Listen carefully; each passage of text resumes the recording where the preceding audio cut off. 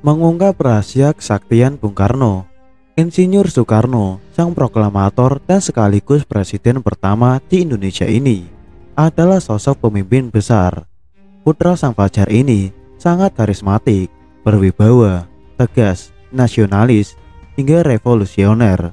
Semangat dan jiwa nasionalisme tidak pernah pudar saat menorehkan dan memperjuangkan Indonesia hingga menjadi negara yang berdaulat, bahkan menjadi negara yang disegani oleh bangsa lain. Meski sudah lama meninggal dunia, namun cerita tentang Soekarno selalu menarik untuk dikaji, termasuk tentang kesaktian yang dimilikinya. Bung Karno sering mengalami percobaan pembunuhan. Semasa hidup ia mengalami percobaan pembunuhan dari tingkat baru rencana sampai eksekusi sebanyak 23 kali. Namun menurut ajudan Soekarno, Sudarto Danu Subroto, mengatakan bahwa ada 7 kali percobaan pembunuhan terhadap Soekarno yang sangat menggentarkan. Menanggapi hal itu bukan menjadi takut dan gentar, Bung Karno malah membuka rahasia bagaimana cara membunuhnya. Menjadi hal yang wajar kalau kemudian sebagian rakyat Indonesia menganggap Bung Karno adalah manusia dengan tingkat kesaktian tinggi. Lalu apa sebenarnya rahasia kesaktian Bung Karno tersebut? Menurut kabar yang beredar di masyarakat, Bung Karno memiliki mustika pemberian Nyi Blorong yang melegendaris. Dalam cerita tersebut, Nyi Blorong datang dan memberikan mustika merah delima, jelmaan seekor naga, dan mengatakan bahwa Bung Karno bukan saja akan menjadi pemimpin alam manusia, namun juga alam gaib. Tidak hanya Nyi Blorong, Bung Karno yang hobi dalam dunia supranatural ini sering bermimpi didatangi tokoh legenda dari alam lain seperti Kanjeng Sunan Kalijaga beserta Ratu Kidul Pajajaran serta Nyi Blorong. Nah, benarkah Bung Karno juga merupakan manusia sakti dengan sejarah sedikitnya 7 kali luput, lolos, dan terhindar dari kematian akibat ancaman fisik secara langsung? Menjadi hal yang jamak kalau kemudian sebagian rakyat Indonesia menganggap Bung Karno adalah manusia dengan tingkat kesaktian tinggi. Namun Bung Karno menapik jika lolosnya ia dalam berbagai percobaan pembunuhan bukanlah karena bantuan dari alam lain. Ia menugas normatif yang kurang lebih mengatakan bahwa mati hidup adalah kehendak Tuhan. Manusia mencoba membunuh. Kalau Tuhan belum berkehendak ia mati, maka ia belum akan mati. Namun Soekarno membeberkan bagaimana cara membunuhnya. Menurutnya, rakyatlah yang membuatnya tetap hidup, sehingga untuk membunuhnya cukup menjauhkannya dari rakyatnya. Semua yang kucapai selama di dunia ini adalah karena rakyatku. Tanpa rakyat aku tak bisa apa-apa. Jadi tidak perlu senapan, bom, apalagi pesawat tempur hanya untuk membunuh seorang Bung Karno. Jauhkan saja aku dari rakyatku, maka aku akan mati perlahan-lahan. Benar saja, ayah dari Megawati Soekarno Putri ini selalu lolos meski dihujani granat, bahkan bom pesawat tempur. Percobaan pembunuhan pernah terjadi pada 30 November 1957. Presiden Soekarno datang ke perguruan Cikini atau Percik, tempat bersekolah putra-putrinya. Dalam rangka perayaan ulang tahun ke-15 Percik, granat tiba-tiba meledak di tengah pesta penyambutan presiden. 9 orang tewas, 100 orang terluka, termasuk pengawal presiden. Soekarno sendiri beserta putra-putrinya selamat. 3 orang ditangkap akibat kejadian tersebut. Mereka perantauan dari Bima yang dituduh sebagai anak teror gerakan TI. Percobaan pembunuhan kedua terjadi pada 9 Maret 1960, tepat siang bolong. Istana Presiden dihandakan oleh ledakan yang berasal dari tembakan kanon 23 mm pesawat MiG-17 yang dipiloti Daniel Maucar.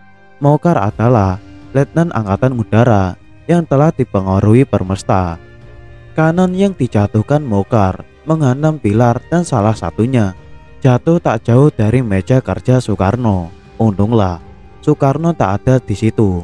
Soekarno tengah memimpin rapat di gedung sebelah Istana Presiden. Pada akhir 1960, Perdana Menteri Uni Soviet saat itu, Nikita Khrushchev, mengadakan kunjungan kenegaraan ke Indonesia. Dia menyempatkan diri mengunjungi Bandung, Jogja, dan Bali. Presiden Soekarno menyertainya dalam perjalanan ke Jawa Barat. Tatkala sampai di jembatan Raja Mandala, ternyata sekelompok anggota TNI melakukan penghadangan. Beruntung pasukan pengawal presiden sigap meloloskan kedua pemimpin dunia tersebut. Pada 7 Januari 1962, Presiden Soekarno tengah berada di Makassar. Malam itu, ia akan menghadiri acara di Gedung Olahraga Matu Angin. Ketika itulah saat melewati Jalan Cendrawasih, seseorang melemparkan granat.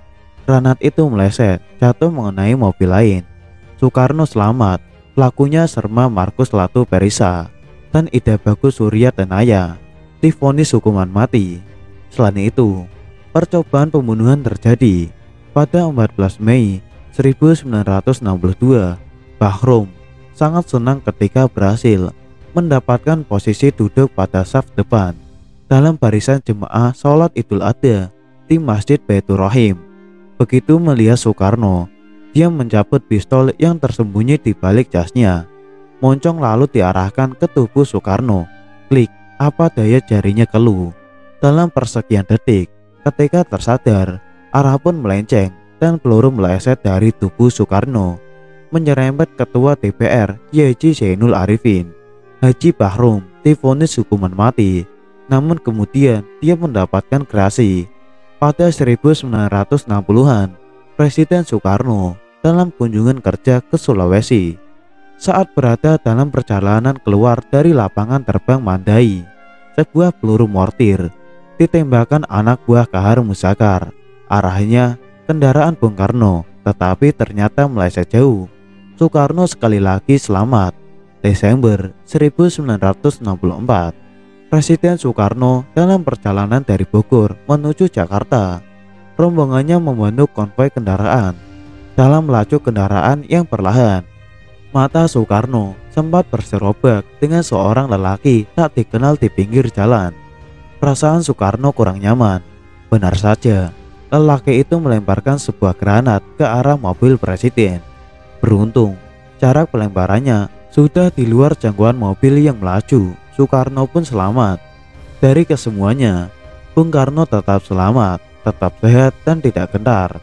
Dia terus saja menjalankan tugas kepresidenan dengan segala konsekuensinya. Dalam salah satu pernyataannya dari biografi yang ditulis Cindy Adam, berkomentar tentang usaha-usaha pembunuhan yang dilakukan terhadapnya. Namun pengakuan Bung Karno terhadap cara untuk membunuhnya ternyata menjadi perhatian bagi mereka yang ingin membunuh Soekarno. Kekuatan Bung Karno adalah rakyatnya, dan dia hanya akan mati jika dijauhkan dari rakyatnya. Orde Baru di bawah kepemimpinan Soeharto dan atas dukungan Amerika Serikat dan kroninya melakukan upaya pembunuhan, bisa dibilang langsung, bisa pula tidak langsung, terhadap Bung Karno dengan cara yang telah disebutkan oleh Bung Karno sendiri. Hingga Mei 1967, Bung Karno seperti tahanan rumah. Meski masih berstatus presiden, tetapi ia terpenjara di istana, tidak boleh keluar tanpa kawalan andek-andek Soeharto. Situasi politik berbalik menempatkan Bung Karno pada stigma yang terburuk. Gerakan demonstrasi mahasiswa yang didukung militer, pemberitaan media massa yang dikontrol Soeharto, membuat Bung Karno makin terpuruk. Usai ia dilengsarkan oleh sidang istimewa MPRS, kemudian diasingkan di Bogor, kemudian disekap di Wisma Yaso, Jalan Gatot Subroto. Ia benar-benar menjadi pesakitan. Yang paling menyakitkan adalah karena ia benar-benar dijauhkan dari rakyat, rakyat yang menjadi nyawanya selama ini. Dengan cara itu pula, persis seperti yang ia utarakan dalam bukunya Bung Karno Wafat,